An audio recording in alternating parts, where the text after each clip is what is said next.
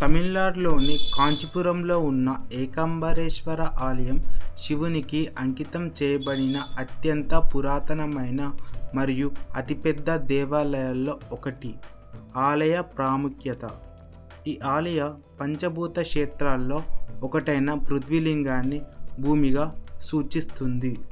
స్థల పురాణం: పార్వతీదేవి ఇక్కడ ఒక మామిడి చెట్టు కింద మట్టితో శివలింగాన్ని ప్రతిష్ఠించి తపస్సు చేసిందని, శివుడు ఆ మేరకు పరీక్షించి ఆపై వివాహం చేసుకున్నాడని పురాణాలు చెబుతున్నాయి.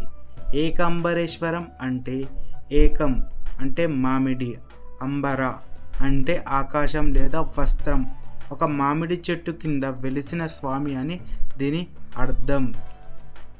అక్షయ మామిడి వృక్షం: ఆలయ ప్రాంగణంలో సుమారు 3500 ఏళ్ల పురాతనమైన మామిడి చెట్టు ఉంది.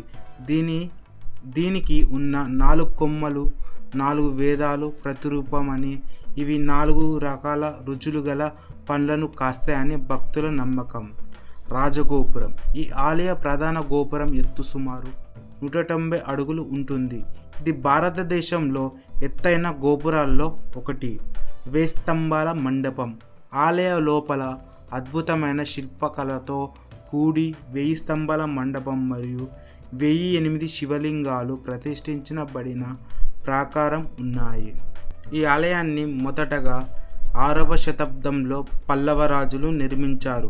ఆ తర్వాత చోళ, విజయనగర నాయకుల రాజవంశంలో వారు దీనిని విస్తరించి పునరుద్ధరించారు. ఈ ఆలయం ఎన్నో చారిత్రక సంఘటనలకు, సాంస్కృతిక పరిమాణాలకు సాక్ష్యంగా నిలిచింది. అంతేకాకుండా ఎందరో రాజులు, సాధువులు, కవులు దీన్ని పోషించారు. మీరు చూసిన ఇదే ఏకాంబరనాథ్ దేవాలయం యొక్క లడ్డు మరియు పులిహోర ప్రసాదం.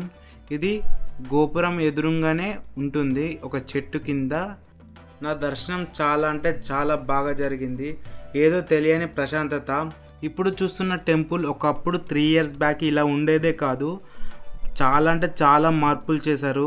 అండ్ కలర్స్ కానీ, డిజైన్స్, ఆ టెంపుల్స్కి ఆ stones, different type of architect కొంచెం డెవలప్మెంట్ చేశారు. ఒకప్పుడు కింద రాతి కూడా మొత్తం మట్టి ఉండేది, ఇప్పుడు చాలా అంటే చాలా చేశారు. ఇదే విధంగా ప్రతి టెంపుల్ని డెవలప్ చేయాలని కోరుకుంటున్నాను.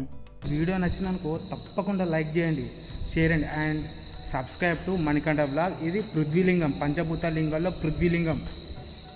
And thank you for watching this video.